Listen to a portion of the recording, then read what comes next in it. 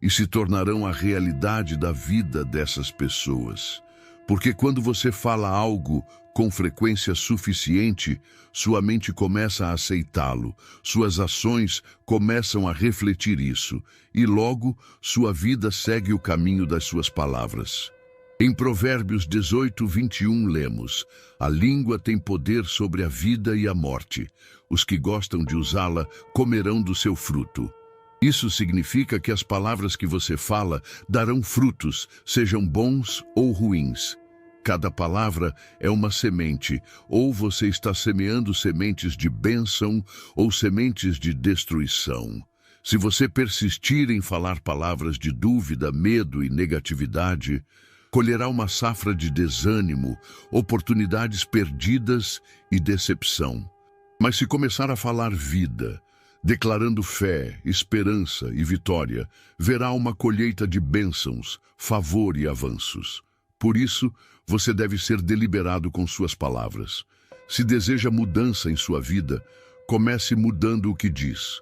Fale o que quer ver, não o que sente. Fale o que Deus diz sobre você, não o que o mundo diz. Uma família passava por sérias dificuldades financeiras após o pai perder o emprego. A mãe, apesar da situação, reuniu os filhos todas as manhãs e os ensinou a declarar: Deus suprirá todas as nossas necessidades segundo as suas riquezas em glória. Mesmo quando não havia comida suficiente na mesa, ela persistia: agradeço a Deus pelo suprimento que está a caminho. Os vizinhos questionavam sua sanidade, mas ela continuou firme em suas declarações.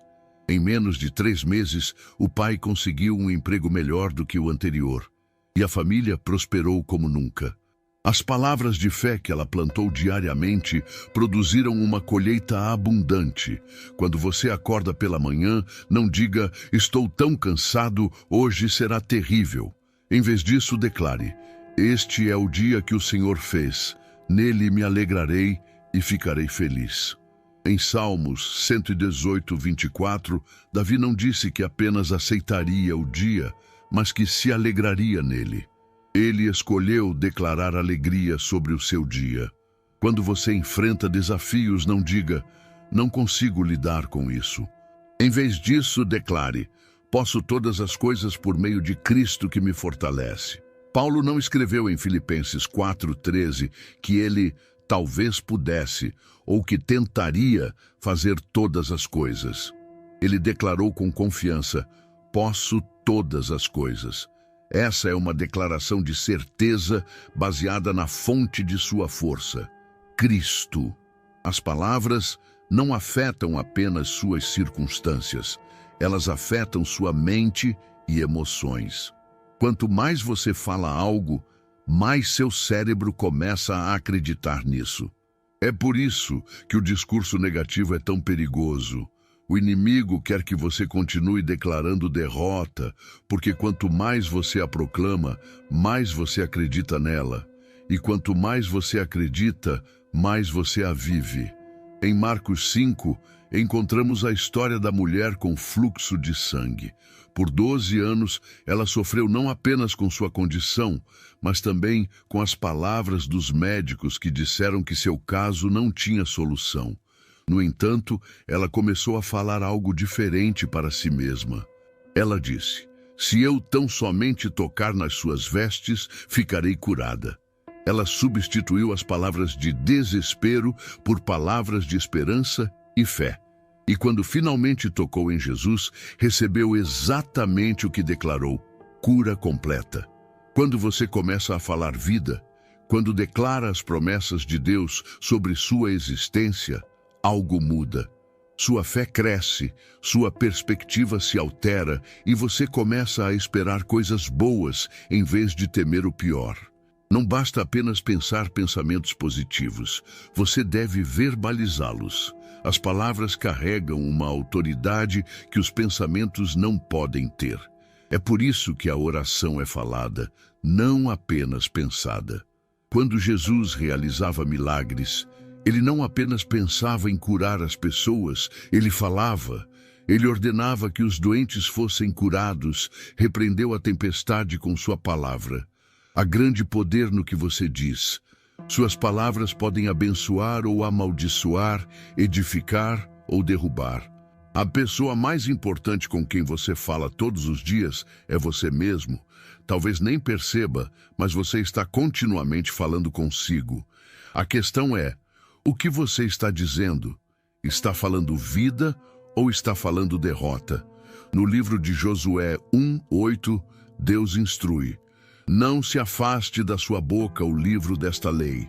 Antes, medite nele dia e noite, para que você cumpra fielmente tudo o que nele está escrito.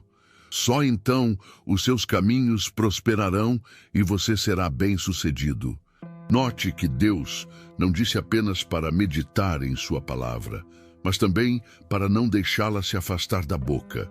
Há uma conexão direta entre falar a palavra de Deus, meditar nela e experimentar prosperidade e sucesso.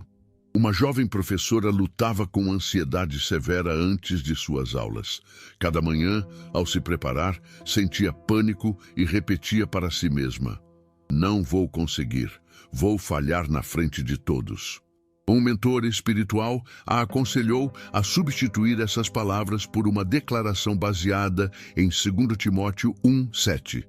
Deus não me deu espírito de covardia, mas de poder, de amor e de equilíbrio. Inicialmente, ela se sentia falsa ao dizer essas palavras, mas persistiu.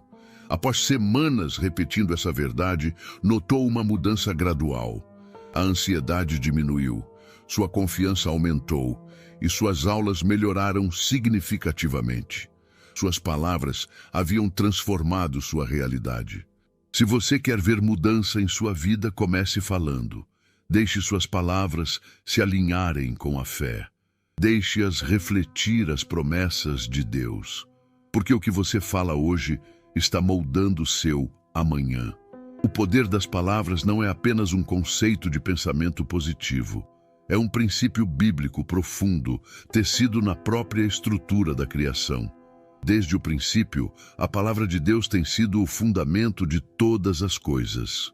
O livro de Gênesis mostra que Deus criou os céus e a terra não por meio de trabalho físico, mas falando.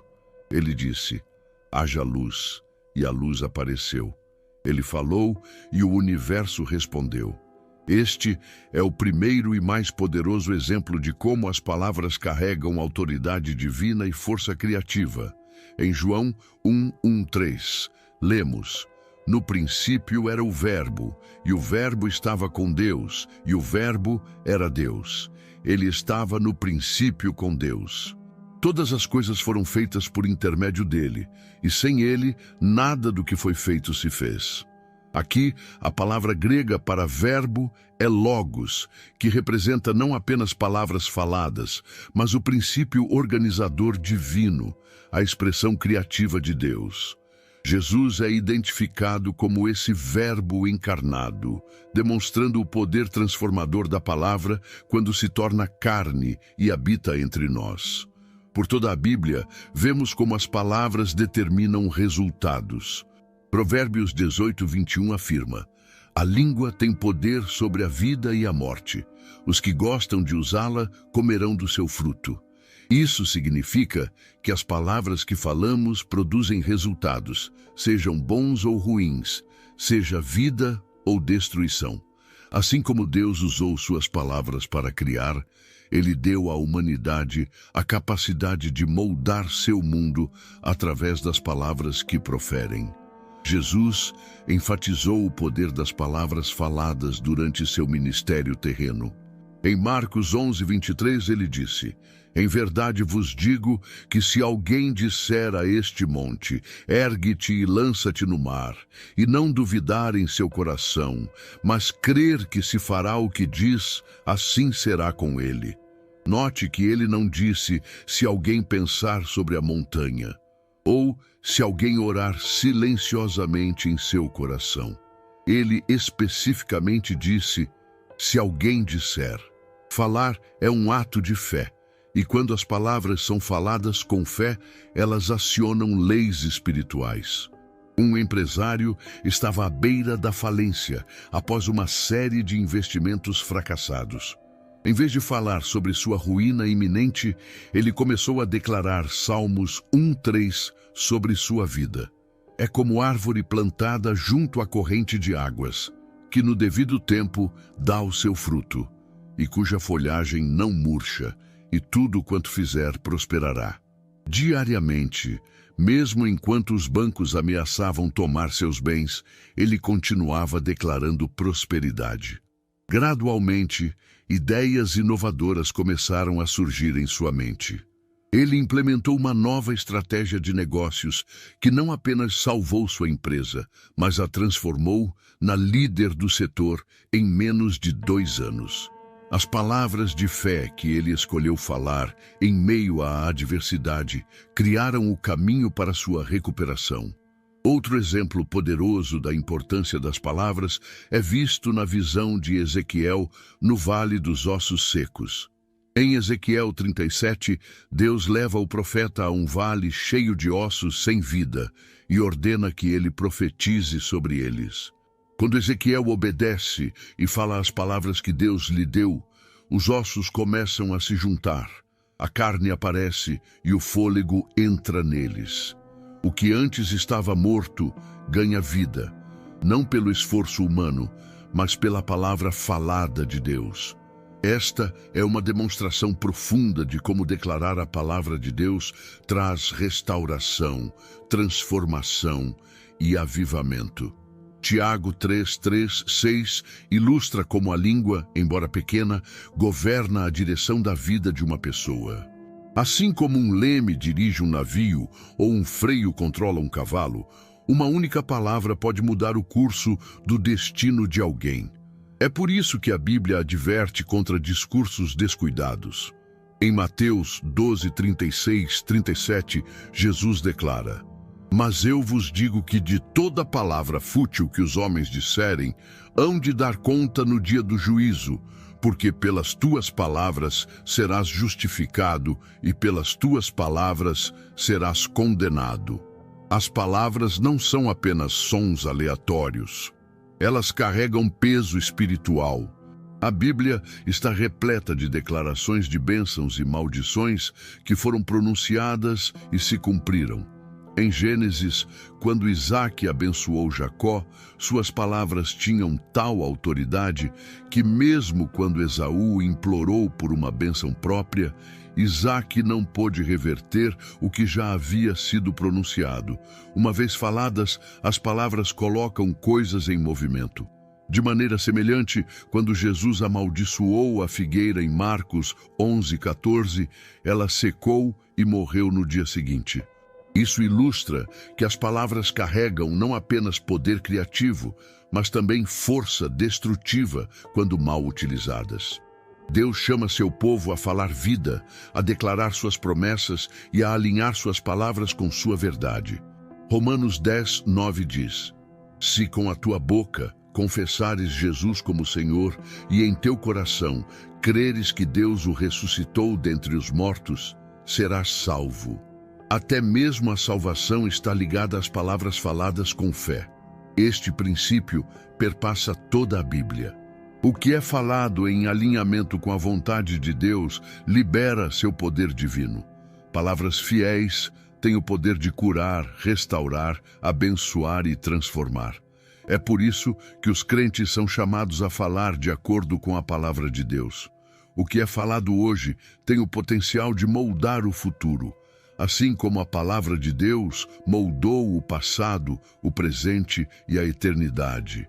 No livro de Números 13 e 14, vemos o relato dos 12 espias enviados para explorar a terra prometida. 10 retornaram com um relatório negativo, declarando: "Não podemos atacar aquele povo porque é mais forte do que nós." Apenas Josué e Calebe falaram palavras de fé.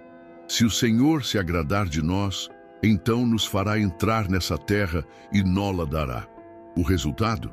Apenas Josué e Calebe, entre todos os adultos daquela geração, entraram na terra prometida.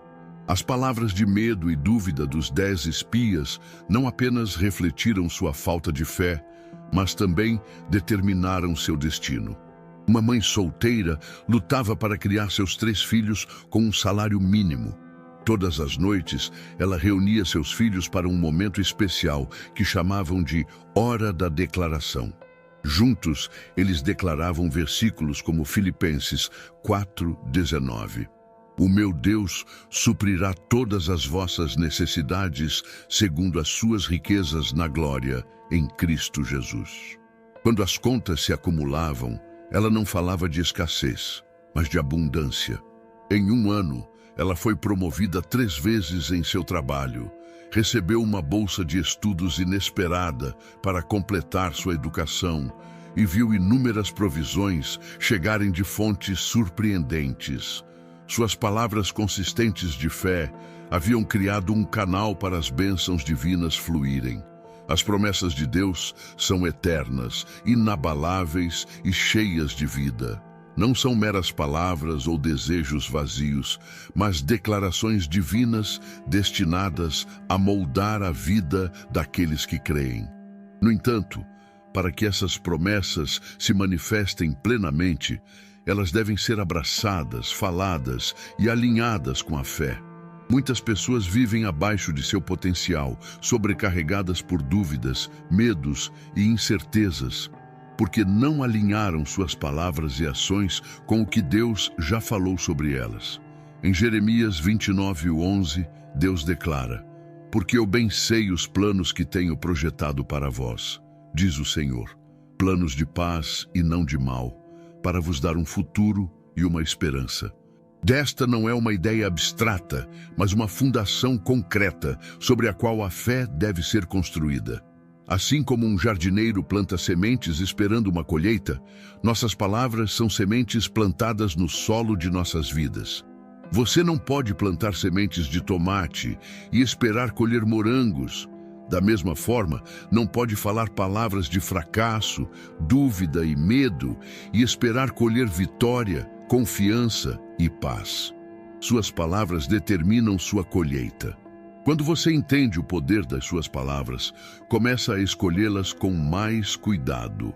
Você para de dizer, estou tão cansado disto, e começa a dizer, estou grato por esta oportunidade de crescimento.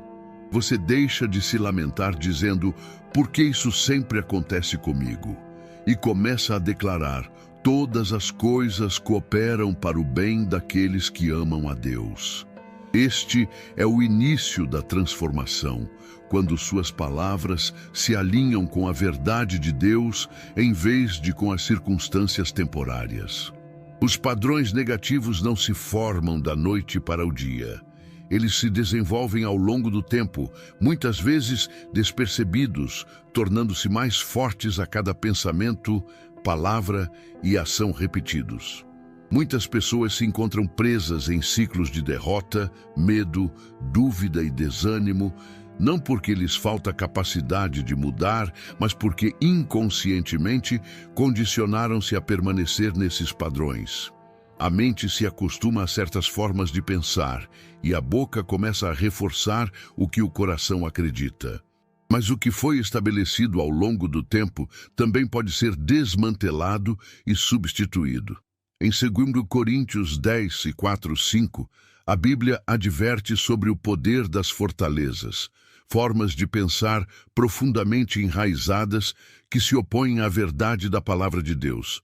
Porque as armas da nossa milícia não são carnais, e sim poderosas em Deus, para destruir fortalezas, anulando nós sofismas e toda altivez que se levante contra o conhecimento de Deus, e levando cativo todo pensamento à obediência de Cristo.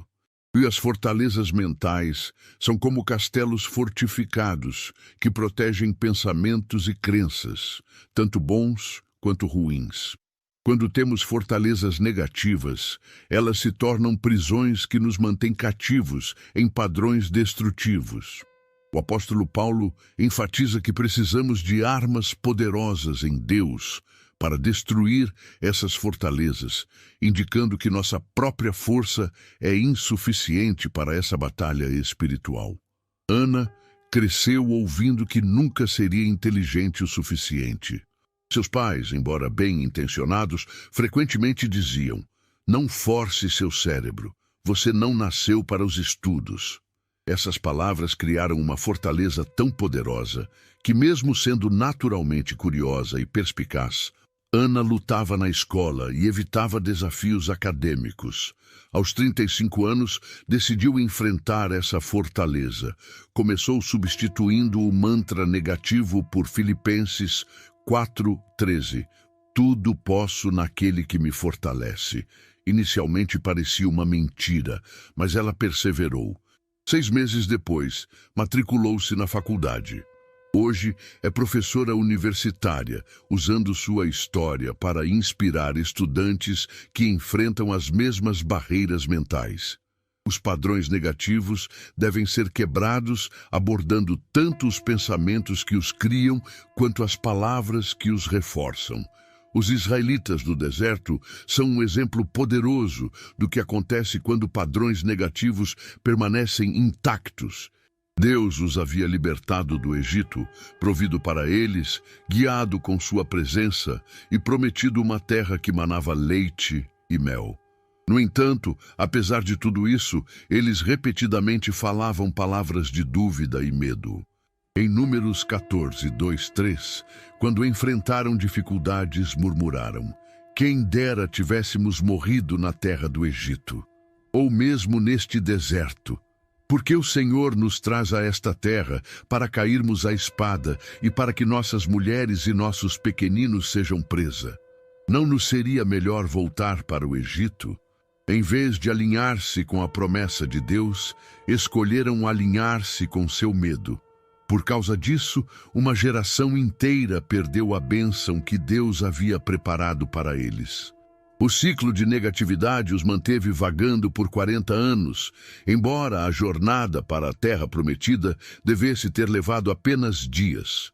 Em Números 14:28, Deus responde à sua murmuração. Diz-lhes: "Tão certo como eu vivo, diz o Senhor, como falastes aos meus ouvidos, assim farei a vós outros." O que eles falaram determinou o que experimentaram.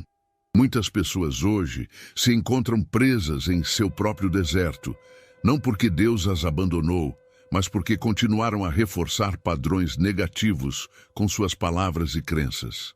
Elas acordam dizendo: "Nada nunca muda." Passam pela vida acreditando: "Nunca serei livre desta luta." Aceitam pensamentos que dizem: "Não sou bom o suficiente, sempre falharei, sempre estarei preso." E assim permanecem em um ciclo de profecia autorrealizável. O que é falado repetidamente torna-se a expectativa, e o que é esperado torna-se realidade. Pedro, um jovem talentoso, cresceu em uma família onde o fracasso era constantemente mencionado. Nós, da família Souza, nunca chegamos muito longe. Era o lema não oficial. Quando entrou para o time de basquete da escola, inconscientemente sabotava seu desempenho antes de jogos importantes. O técnico, percebendo o padrão, deu-lhe um exercício. Antes de cada jogo, deveria declarar em voz alta 3 versículos. "O Senhor é a minha força e o meu escudo." Salmo 28:7. "Sou mais que vencedor por meio daquele que me amou." Romanos 8:37. E "O Senhor aperfeiçoará o que me diz respeito." Salmo 138:8. A resistência inicial de Pedro deu lugar à curiosidade e, por fim, à transformação. Não apenas se tornou o melhor jogador da equipe, mas quebrou o padrão geracional de autossabotagem, tornando-se o primeiro de sua família a frequentar a universidade. Mas os padrões negativos podem ser quebrados. O primeiro passo é reconhecê-los. O inimigo trabalha através do engano, convencendo as pessoas de que seus pensamentos negativos são simplesmente a realidade. Ele sussurra mentiras, mas elas soam como pensamentos pessoais. Você não é forte o suficiente. Você nunca vai mudar. É assim que você é. Mas no momento em que essas mentiras são expostas pelo que realmente são, seu poder começa a diminuir. Jesus disse em João 8,32: Conhecereis a verdade, e a verdade vos libertará. A luz da verdade dissipa as trevas do engano. Quando você começa a identificar os padrões negativos em sua vida, as palavras de autodepreciação, as expectativas de fracasso, as crenças limitantes, você já começou o processo de libertação. O segundo passo é substituir essas palavras e pensamentos negativos pela verdade. Romanos 12:2 diz: E não vos conformeis com este século, mas transformai-vos pela renovação da vossa mente, para que experimenteis qual seja a boa, agradável e perfeita vontade de Deus. A transformação ocorre quando a mente é renovada, e a mente é renovada quando é preenchida com a verdade de Deus.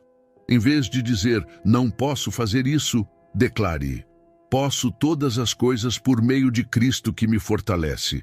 Filipenses 4:13. Em vez de dizer, nunca superarei isso, declare, em todas estas coisas sou mais que vencedor por meio daquele que me amou. Romanos 8:37. Em vez de dizer, as coisas sempre permanecerão as mesmas, declare, Deus está fazendo uma coisa nova. Isaías 43:19. Marta, uma mulher de 45 anos, lutava contra uma depressão crônica que parecia impenetrável. Os médicos ofereciam medicamentos que ajudavam, mas não resolviam a raiz do problema. Um conselheiro cristão identificou um padrão. Marta falava constantemente sobre sua escuridão interna, chamando-a de minha depressão, minha companheira de vida. Ele sugeriu que, em vez de tomar posse da depressão como sua identidade, ela começasse a falar sobre a luz de Cristo dentro dela. Deu-lhe Salmo 139:11-12 para memorizar e declarar: se eu digo, as trevas com efeito me encobrirão, e a luz ao redor de mim se fará noite, até as próprias trevas não são escuras para ti, e a noite resplandece como o dia. As trevas e a luz são a mesma coisa. Essa pequena mudança na linguagem iniciou uma transformação notável. Embora Marta ainda enfrentasse dias difíceis, ela deixou de se identificar com a escuridão e começou a se ver como portadora da luz. Sua cura foi gradual, mas inegável. As palavras fiéis não negam a realidade, mas se recusam a ser controladas por ela. Elas falam ao que é invisível, chamando-o à existência. Jesus demonstrou isso quando falou aos doentes, ordenando cura, quando falou à tempestade, ordenando paz, e quando falou aos mortos, ordenando vida. Ele não se concentrou no problema, declarou a solução. Os padrões negativos devem ser quebrados da mesma maneira. Em vez de reforçar o medo, a dúvida e a derrota, fale fé, vitória e transformação. Saulo de Tarso tinha um padrão estabelecido de perseguição aos cristãos. Sua identidade, seu propósito e sua paixão estavam enraizados nessa missão. Mas após o encontro com Jesus na estrada para Damasco, tudo mudou. Ele recebeu um novo nome, Paulo, e começou a falar de si mesmo de uma maneira completamente nova. Em vez de se identificar como o principal dos pecadores, o que ele reconheceu ter sido, ele se declarou apóstolo de Jesus Cristo. Sua linguagem refletia sua nova identidade, e sua nova identidade produziu um novo destino. Quebrar padrões negativos é um processo, mas a cada palavra de verdade falada com fé, cadeias começam a cair. O ciclo de derrota é substituído por um ciclo de vitória.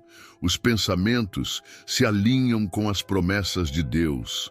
As palavras começam a declarar vida em vez de morte. E passo a passo, o passado fica para trás, e um novo caminho é formado, um que leva à liberdade, propósito e realização. Fé não é apenas acreditar em algo, é agir nessa crença. A verdadeira fé vai além de pensamentos e palavras. Ela avança, assume riscos e se alinha com o que Deus prometeu. Em Hebreus 11:1, lemos: Ora, a fé é a certeza de coisas que se esperam, a convicção de fatos que se não veem. A fé vê o invisível, acredita no impossível e recebe o incrível. Muitas pessoas afirmam ter fé, mas suas ações contam uma história diferente. Elas oram por mudança, mas continuam a viver como se nada jamais fosse melhorar. Declaram as promessas de Deus, mas não dão passos em direção a recebê-las. Tiago 2,17 deixa isso claro. Assim também a fé, se não tiver obras, por si só está morta. Quando Deus chamou Abraão para deixar sua terra natal e ir para uma terra que ele mostraria, Abraão não apenas acreditou na promessa de Deus. Ele arrumou sua família e partiu, mesmo sem saber para onde estava indo. Sua fé foi demonstrada por sua obediência. Hebreus 11:8 diz: Pela fé, Abraão, quando chamado, obedeceu, indo para um lugar que devia receber como herança, e partiu, sem saber para onde ia. Se Abraão tivesse esperado que todos os detalhes ficassem claros, se tivesse hesitado e duvidado, ele nunca teria entrado na promessa de Deus. Sua fé era ativa.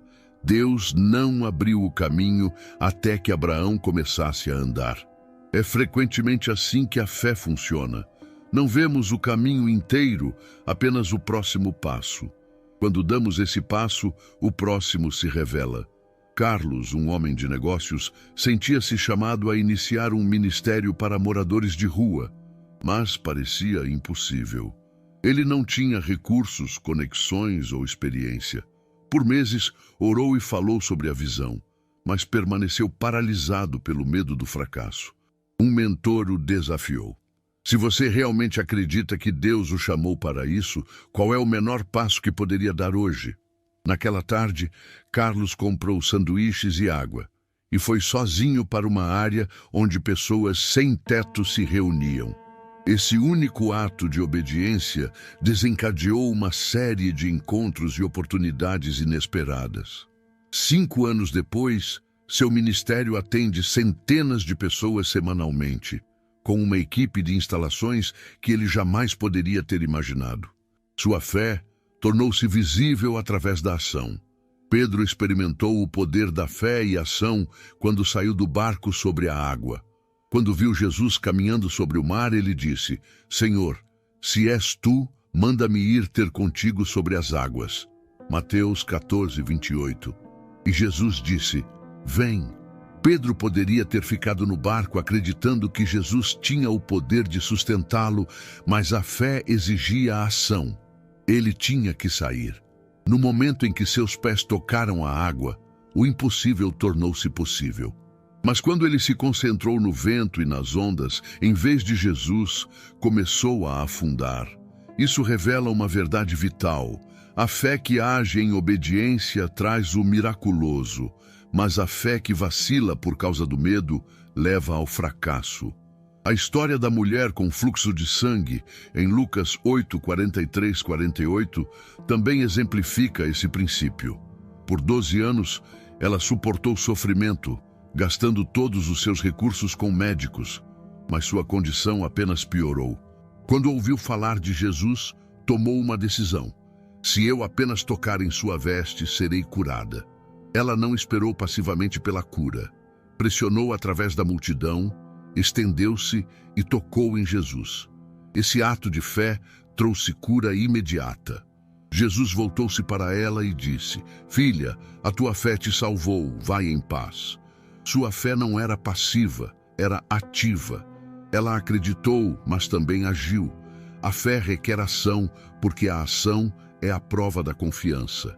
Se alguém diz que acredita que Deus proverá, mas se recusa a dar um passo de fé, suas palavras têm pouco peso. Se afirmam confiar no plano de Deus, mas nunca dão um passo em direção a Ele, estão se agarrando ao medo em vez da fé. Luís e Maria sonhavam em comprar uma casa própria para sua família, mas as circunstâncias pareciam impossíveis. Ambos tinham empregos estáveis, mas modestos, e o mercado imobiliário estava inflacionado. Em vez de dizer, nunca poderemos comprar uma casa, começaram a declarar, Deus é nosso provedor, e Ele nos dará um lar. Mais importante, eles agiram com base nessa fé. Começaram a economizar pequenas quantias, consultaram um planejador financeiro e frequentaram aulas sobre compra de imóveis. Quando uma oportunidade inesperada surgiu, uma casa que precisava de reformas, vendida abaixo do valor de mercado, eles estavam preparados para agir rapidamente. Hoje moram em sua casa própria, testemunhando não apenas a provisão de Deus, mas também como sua fé ativa abriu portas que pareciam fechadas. Os israelitas experimentaram isso quando enfrentaram o Mar Vermelho. Estavam encurralados, com o exército de Faraó atrás deles e o mar à frente. Mas Deus disse a Moisés em Êxodo 14:15, Por que clamas a mim? Dize aos filhos de Israel que marchem. Eles tinham que se mover antes que o milagre ocorresse. As águas não se abriram enquanto permaneciam parados no medo. Foi apenas quando avançaram com fé que Deus abriu um caminho. Jesus frequentemente dizia àqueles que ele curava para tomar uma ação. Ao paralítico disse, levanta-te, toma o teu leito e vai para a tua casa. Mateus 9:6. Ao cego disse, vai, lava-te no tanque de Siloé. João 9:7. A cura deles foi ativada por sua obediência. A fé não é apenas sobre esperar, é sobre avançar com confiança, mesmo quando o destino não está claro. Fé não é apenas demonstrada nos grandes momentos, mas na vida cotidiana. É vista na escolha de falar vida em vez de medo, em continuar a orar quando as respostas não vêm imediatamente e em avançar mesmo diante da incerteza. A fé caminha para frente antes que a porta se abra, confiando que Deus abrirá um caminho. É uma decisão de viver não pela vista, mas pela crença no que Deus prometeu. Em 2 Coríntios 5:7, Paulo escreve, porque andamos por fé e não por vista. Isso significa que não deixamos as circunstâncias visíveis ditarem nossas escolhas. Permitimos que as promessas invisíveis de Deus guiem nossos passos. Quando Josué e os israelitas se aproximaram de Jericó, enfrentaram muralhas aparentemente impenetráveis. A resposta de Deus não foi dar-lhes armas avançadas ou estratégias militares convencionais, mas instruções que pareciam ilógicas. Marchar em torno da cidade uma vez por dia durante 6 dias e 7 vezes no 7º dia, seguido por um grande brado. Do ponto de vista militar, isso era absurdo, mas era o caminho de Deus. A fé de Josué foi demonstrada não apenas por acreditar que Deus derrubaria os muros, mas por agir conforme as instruções, mesmo quando não faziam sentido humano. Em Josué 6:2, Deus já havia declarado, vê, entreguei na tua mão Jericó, o seu rei e os seus valentes. Note o tempo verbal. Entreguei. Já era um fato estabelecido no reino espiritual, embora ainda não manifesto no reino físico. A fé de Josué se alinhou com essa realidade e sua ação desencadeou o cumprimento da promessa. João era um homem profundamente viciado em álcool por 2 décadas. Havia tentado inúmeros programas de recuperação sem sucesso duradouro. Em desespero, clamou a Deus por libertação. Durante sua oração, sentiu Deus dizer-lhe para agir como se já estivesse livre. Parecia absurdo. Seus tremores e compulsão ainda estavam presentes. No entanto, ele começou a declarar Gálatas 5:1. Para a liberdade foi que Cristo nos libertou. Permanecei, pois, firmes e não vos submetais de novo a jugo de escravidão. Ele começou a se vestir arrumado todas as manhãs, a procurar emprego ativamente e a frequentar uma igreja local. mesmo nos dias em que a luta era intensa. Seus amigos pensavam que estava fingindo, mas João explicava: estou agindo na verdade do que Deus diz sobre mim, não na realidade temporária que vejo. Gradualmente, sua compulsão diminuiu, sua saúde melhorou e ele encontrou não apenas sobriedade, mas uma nova identidade. Sua fé ativa precedeu sua libertação completa. Quando os leprosos vieram a Jesus pedindo cura em Lucas 17:14, ele lhes disse: ide e mostrai-vos aos sacerdotes. Segundo a lei judaica, apenas pessoas já curadas deveriam se apresentar aos sacerdotes para verificação. Jesus estava pedindo-lhes para agir como se já estivessem curados, mesmo quando ainda podiam ver e sentir a lepra em seus corpos. O texto diz: e aconteceu que, indo eles, foram purificados. A cura não ocorreu enquanto ficaram parados esperando. Aconteceu enquanto obedeciam e agiam com fé. Eles foram curados no caminho, não antes de começar a jornada. Este é um princípio poderoso. Muitas vezes, o milagre ocorre no meio da obediência, não antes dela. Deus honra a fé que se move antes de ver resultados.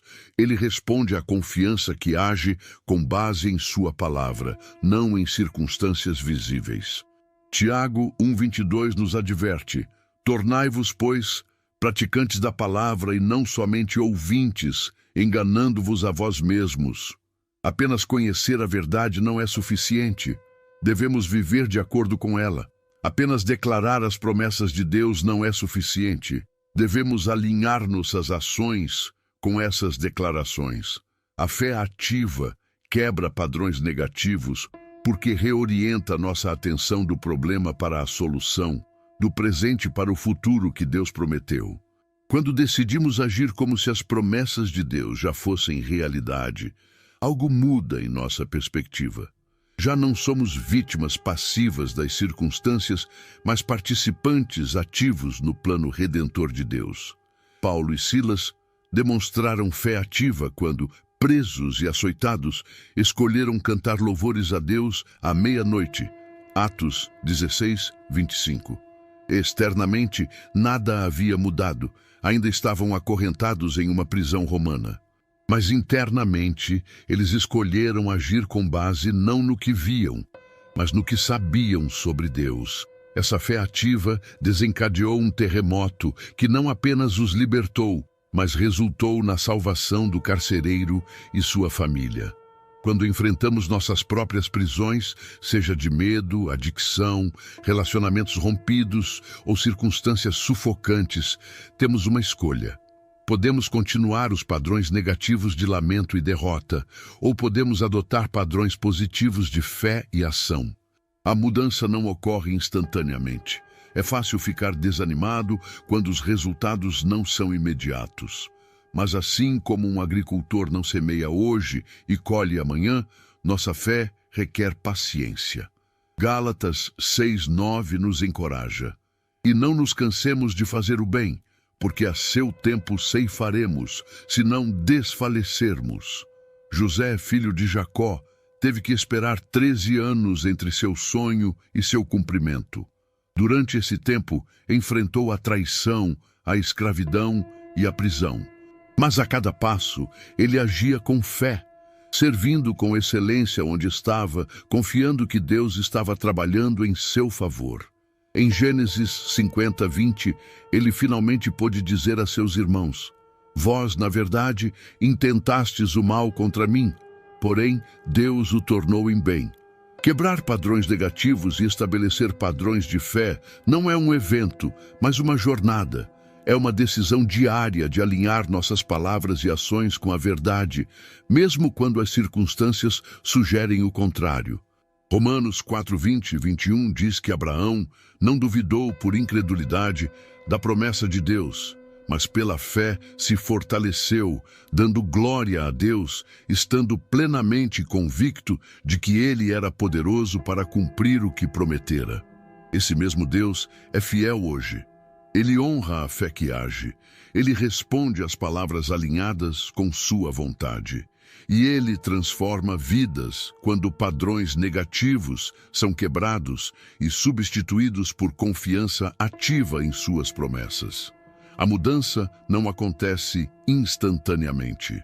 Não é um único momento de inspiração que faz tudo se transformar, mas sim as pequenas decisões consistentes tomadas a cada dia. Uma das maneiras mais poderosas de provocar transformação é através de declarações diárias, falando palavras de fé, verdade e vitória sobre cada área da vida. A Bíblia deixa claro que as palavras moldam a realidade. Provérbios 18:21 declara: "A língua tem poder sobre a vida e a morte. Os que gostam de usá-la comerão do seu fruto." O que é falado diariamente, eventualmente, forma a fundação sobre a qual a vida é construída.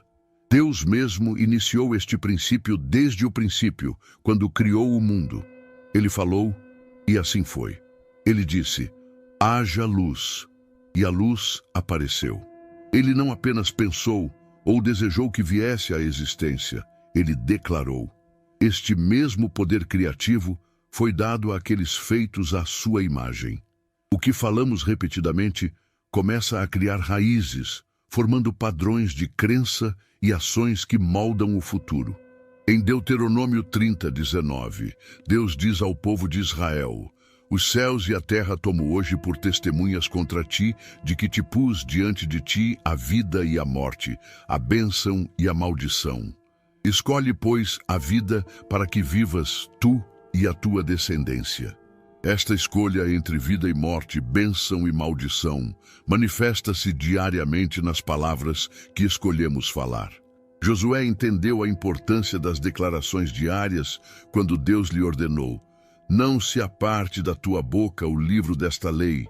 Antes, medita nele dia e noite, para que tenhas cuidado de fazer segundo tudo quanto nele está escrito. Então farás prosperar o teu caminho e serás bem-sucedido." Josué 1:8. A palavra de Deus não era apenas para ser lida, mas falada. Era para ser uma declaração diária, um lembrete constante de suas promessas e verdade. Paulo, um professor universitário, enfrentava uma grave crise de ansiedade que afetava seu trabalho. Embora fosse respeitado academicamente, internamente lutava contra pensamentos constantes de inadequação e fracasso iminente. Um amigo pastor sugeriu que ele identificasse as mentiras específicas que o atormentavam e as substituísse por declarações baseadas na Escritura. Toda manhã, antes de sair para o trabalho, Paulo passou a declarar: "Eu não recebi um espírito de medo, mas de poder, amor e moderação", baseado em 2 Timóteo 1:7. Quando pensamentos de inadequação surgiam durante o dia, ele sussurrava: "Sou competente não por mim mesmo, mas minha competência vem de Deus", baseado em 2 Coríntios 3:5. Nos momentos de pânico antes das palestras, declarava: "Posso todas as coisas por meio daquele que me fortalece." Filipenses 4:13. Após 3 meses desta prática, notou uma mudança significativa. Sua ansiedade não desapareceu completamente, mas perdeu seu domínio sobre ele. As declarações diárias haviam criado novas rotas neurais em sua mente, permitindo-lhe enfrentar os desafios com uma perspectiva renovada. Muitas pessoas permanecem presas em ciclos de derrota porque Mas também pode ser um ataque. Por isso, hoje, não vamos falar de fórmulas mágicas. Vamos falar de fé real. Vamos falar do tipo de oração que muda atmosferas, que quebra correntes, que limpa o que outros não podem ver e que cura onde outros não chegam. Quando Billy Graham falava de cura, ele não se referia apenas ao corpo. Ele entendia que a verdadeira doença começa quando a alma se afasta de Deus. Por isso, esta oração não busca apenas aliviar seus sintomas, ela busca te reconectar com a fonte da vida. Porque onde está Deus, a doença não pode habitar. Onde ele entra, o mal sai. Então, enquanto você escuta essas palavras, eu te convido a abrir seu coração, a não colocar barreiras mentais, a permitir que Deus haja como nunca antes, porque desta vez, se você acreditar, pode ser diferente. Feche os olhos, se puder. Desconecte-se do barulho. Não importa se você está em casa, em um hospital, no seu quarto ou em um momento de desespero, Deus escuta aqueles que clamam com fé. Repita isso em seu interior. Senhor, hoje me aproximo de Ti, não por rotina, mas porque preciso de Ti. Reconheço que tentei com minhas forças, mas não consigo mais. Entrego meu corpo, minha alma e meu espírito em Tuas mãos. Te peço em nome de Jesus que quebres toda maldição que tenha sido lançada contra a minha saúde, que limpes meu ser de tudo que não vem de Ti, que coloques Tua mão poderosa sobre cada órgão, cada célula, cada pensamento, e que faças o que só Tu podes fazer, me curar por completo. Você não tem ideia do poder que se libera quando você ora com fé. Muitos não acreditam até verem, mas Deus não precisa de provas humanas para agir. Ele só precisa da sua fé. Como dizia Billy Graham, a oração é mais poderosa que a bomba mais potente que o homem já criou. Porque quando um homem ora com fé, o céu se move.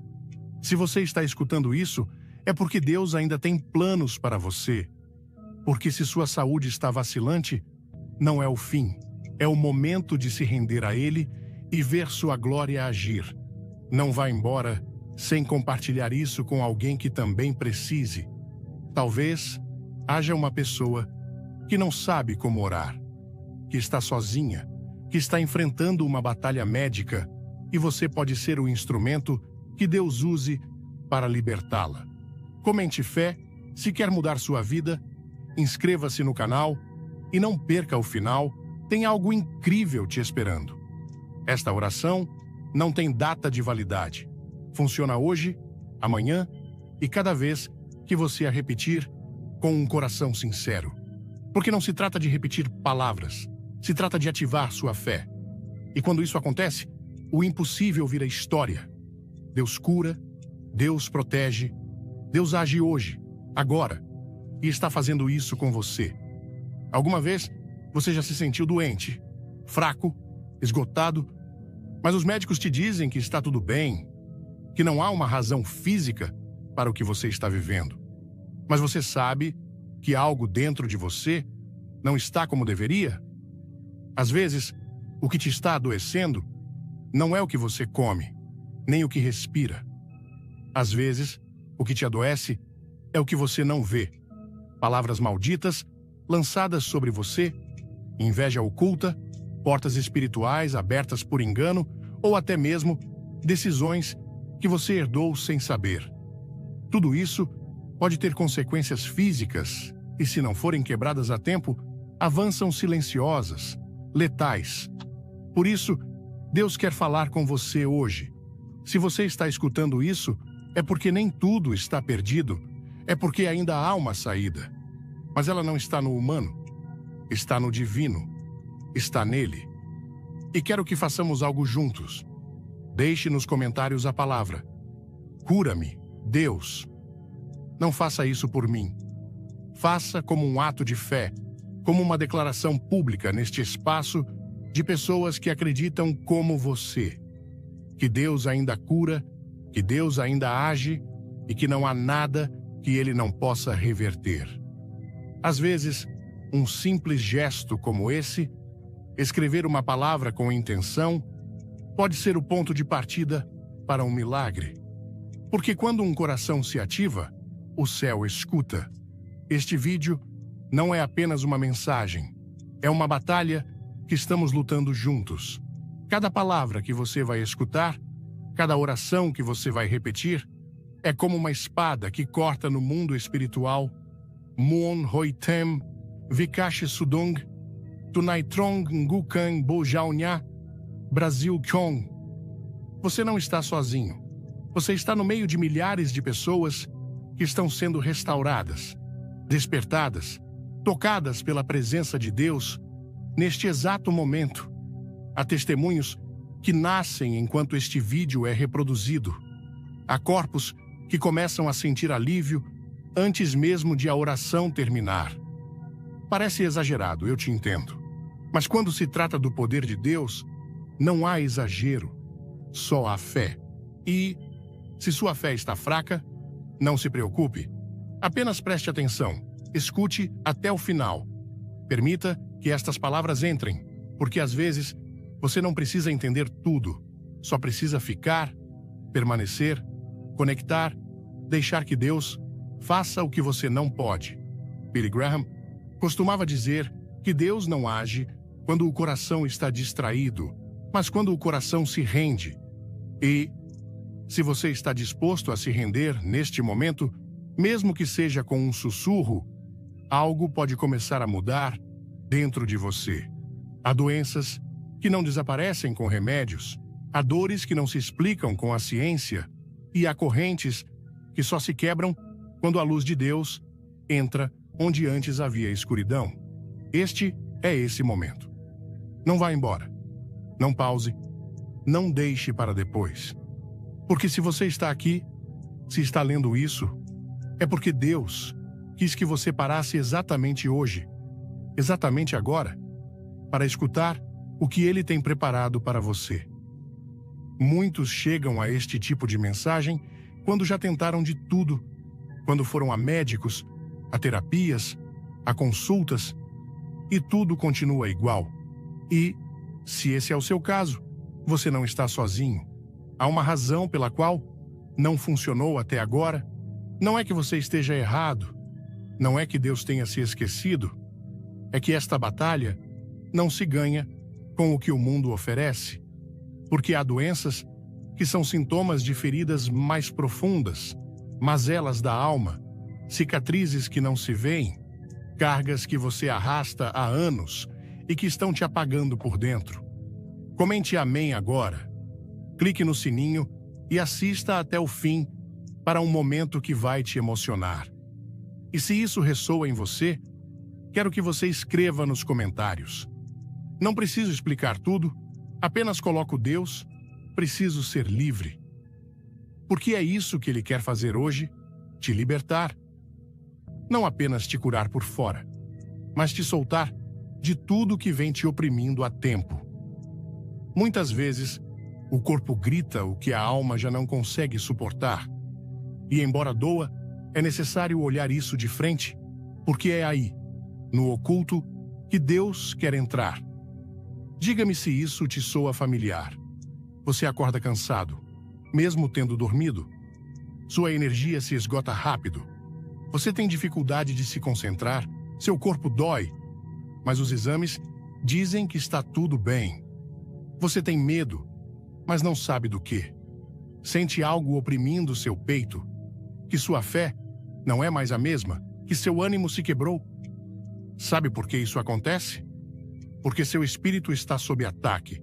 Porque o inimigo sabe que, se conseguir tocar sua saúde, pode enfraquecer sua fé. Mas há boas notícias. Isso não precisa continuar.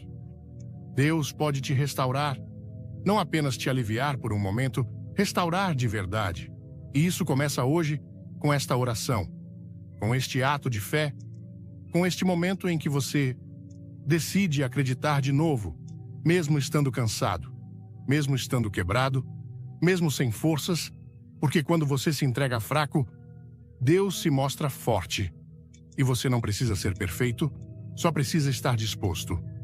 E antes de começar a oração, faça isto. Escreva seu nome nos comentários e acrescente: Deus, age em mim. Esse gesto simples pode fazer a diferença, pode ser seu ponto de partida. Porque quando você declara sua necessidade, Deus responde. Não porque seja mágica, mas porque Ele honra o coração humilde. E quando alguém se rende com sinceridade, o céu se move. Às vezes, não é sua saúde que mais te preocupa, mas a das pessoas que você ama.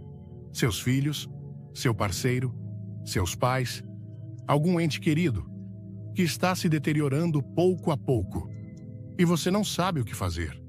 E isso dói mais que qualquer diagnóstico, porque a alma se parte em 1000 pedaços quando vemos sofrer alguém que daríamos tudo para proteger. E é aí que nos sentimos mais vulneráveis.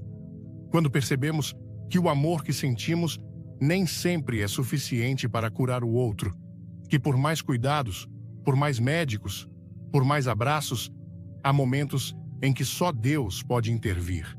E se você tem alguém na sua vida que está enfrentando uma doença, uma dor inexplicável, uma tormenta interna, quero que escreva nos comentários o nome dessa pessoa, só o nome, e diga: Deus, protege-o.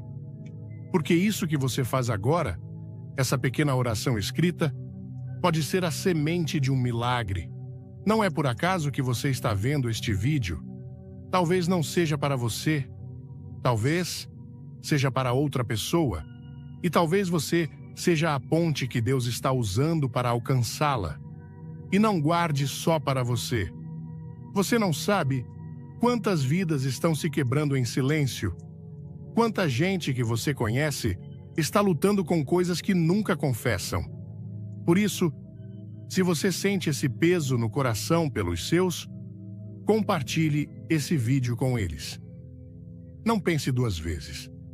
Pode parecer algo pequeno, mas compartilhar esta oração pode ser a coisa mais importante que você faça hoje. Porque o que você está compartilhando não é um simples vídeo. Você está compartilhando proteção, fé, esperança e, acima de tudo, está aproximando alguém do único que pode curá-lo de verdade: Deus. E sabe o quê? Billy Graham dizia com clareza: quando oramos pelos outros, somos parte do milagre que Deus quer fazer na vida deles. Não é preciso estar ao lado. Não é preciso tocar a testa deles. Só é preciso acreditar, porque a fé não tem limites físicos.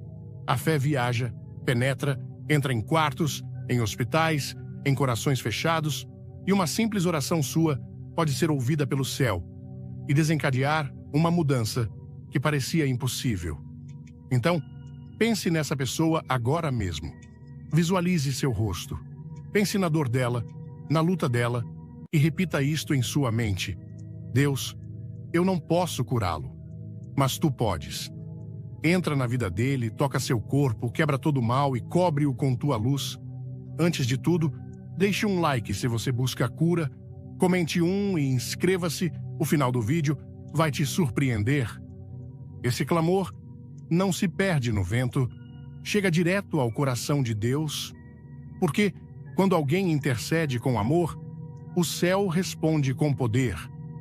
Há um salmo que foi sussurrado por milhares de pessoas em camas de hospital, um salmo que foi lido por mães quando seus filhos estavam em perigo, por homens quebrados que já não sabiam como continuar, por pessoas à beira de desistir e que, ao pronunciá-lo, sentiram que algo dentro delas voltava a se acender.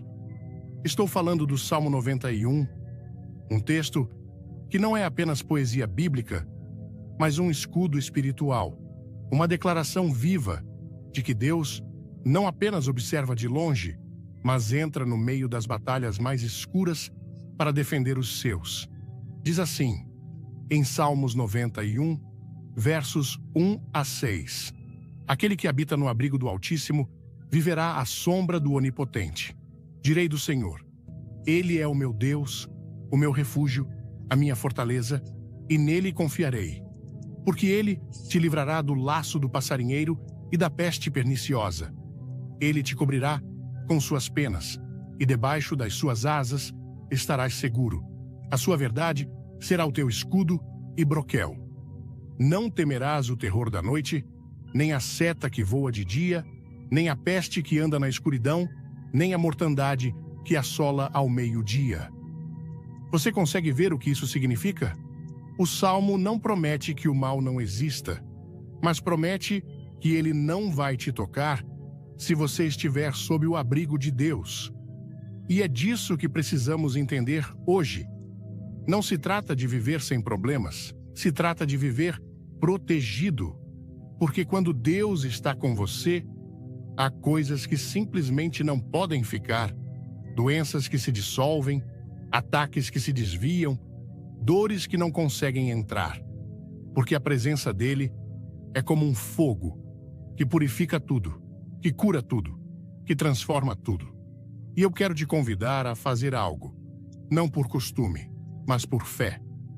Se você já leu esse salmo, se já o sentiu real, ou se quer que ele se ative na sua vida a partir de hoje, escreva nos comentários: "Vivo sob o abrigo do Altíssimo". Que seu comentário seja um testemunho, um sinal, um ato de confiança. Mesmo que você não tenha forças, mesmo que esteja passando pelo pior momento, deixe escrito, não para que o mundo veja, mas para que o céu leia. Porque quando uma pessoa declara publicamente que confia em Deus, algo se quebra no invisível, algo se ajeita, algo começa a mudar. E se você nunca leu o Salmo 91 antes, te encorajo a procurá-lo, a lê-lo em voz alta, a torná-lo parte da sua rotina diária, porque não é só um texto antigo, é uma promessa vigente. É um escudo que te cobre quando o medo bate, quando a doença ataca, quando o futuro se torna incerto. Leia-o como se fosse seu, porque foi escrito para você, para este momento, para esta batalha que você está enfrentando. Há poder em repetir suas palavras, mas há ainda mais poder em acreditá-las. E se você sente que há alguém que precisa ouvir isso, não guarde. Compartilhe, que esta oração, esta mensagem, este salmo chegue onde tiver que chegar, porque você não sabe quem está precisando exatamente destas palavras. Talvez alguém que você ama, talvez alguém que já não tem mais esperanças. E você pode ser o canal que Deus use para salvar, para curar, para despertar. Não subestime isso. Um dos sofrimentos mais difíceis de suportar não é a dor física, é o silêncio de Deus. Esse momento em que você ora uma e outra vez, mas o céu parece fechado, em que você clama por cura, mas a dor continua ali. Em que você olha para o céu buscando um sinal, e tudo o que recebe é mais incerteza. E nesse silêncio, muitas vezes, se infiltra uma mentira perigosa. A ideia de que Deus não te escuta mais, que ele se cansou de você, que sua fé não foi suficiente, que talvez sua dor seja um castigo. Mas deixa eu te dizer algo com total clareza. Isso não vem de Deus. Isso vem do inimigo, que quer aproveitar seu momento de vulnerabilidade para apagar sua fé. Porque ele sabe algo que talvez você ainda não tenha entendido completamente. Se essa mensagem tocar seu coração, comente glória e inscreva-se. Fique até o fim para uma revelação poderosa. Quanto mais fraco você está, mais perto Deus está. Mesmo que você não sinta, mesmo que você não veja. A Bíblia está cheia de momentos assim. Você sabia que até Jesus na cruz gritou com força. Em Mateus 27, verso 46, Deus meu, por que me abandonaste? Esse grito não foi só um momento de dor física. Foi uma expressão profunda de uma alma que por um instante sentiu o abandono. Mas esse instante foi seguido por um dos maiores milagres da história, a ressurreição. Porque nos momentos em que tudo parece acabado, é onde Deus está mais perto de fazer algo novo. O mesmo aconteceu com Jó.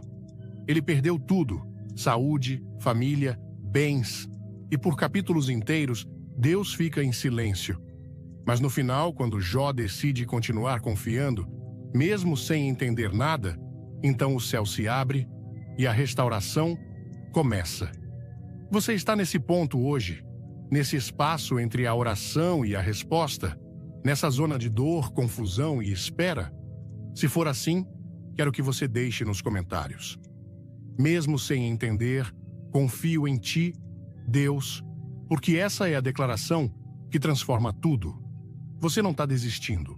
Você está rendendo sua lógica, seus tempos, suas conclusões?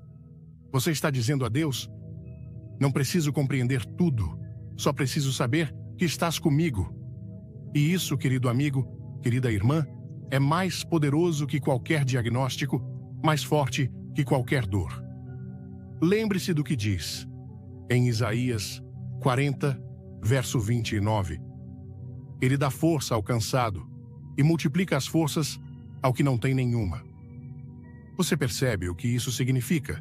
Que mesmo quando você sente que não te resta nada, Deus não só te entende, Ele te renova, te levanta, te transforma por dentro. Porque o milagre não começa no corpo. O milagre começa no espírito. E se seu espírito hoje decidir acreditar, mesmo estando no meio da dor, você está dando o primeiro passo para uma restauração que não pode ser detida.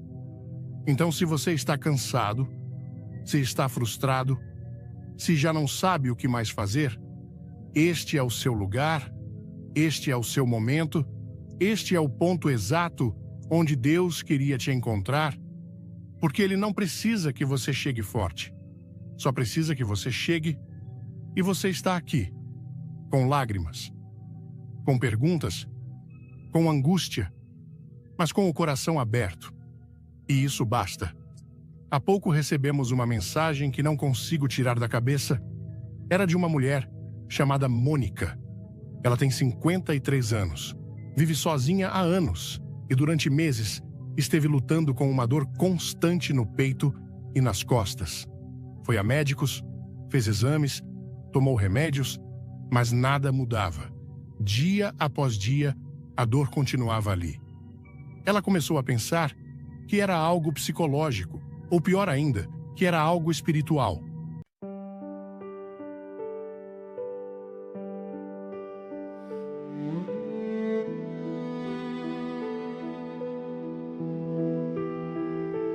Under a sky where the quiet stars bow, I breathed a dream you placed in me somehow. Your voice was soft like a drifting flame, calling my heart by its secret name. And every echo held your light, a promise floating through the night. I'm holding on, I'm holding tight to everything you left behind. Your starlit vow still follows me across the dark, across the sea, a silver line I can't let go, a quiet fire beneath the snow. No matter where the hours lead, your whispered truth is all I keep within my chest. It's burning now, the endless glow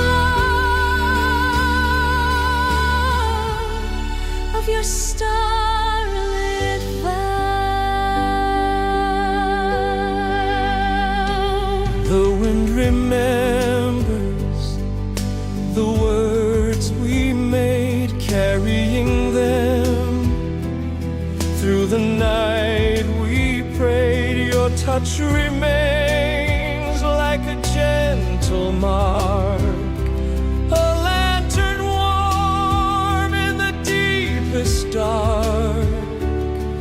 And when the night begins to fade, your vow outshines the light of day. It pulls me close, it guides my way through every shadow I escape. Your star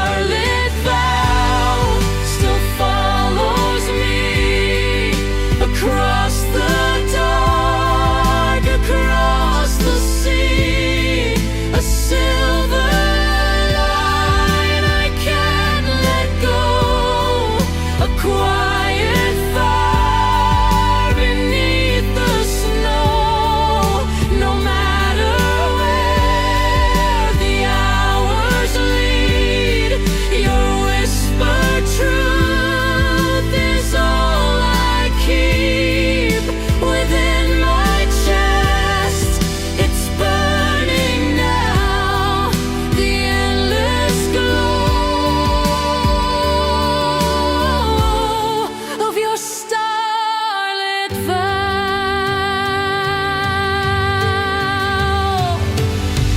If ever I lose sight of who I am, I'll chase the stars back to where we began.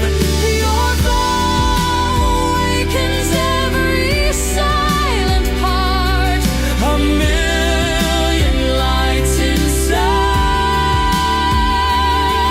my heart. Your star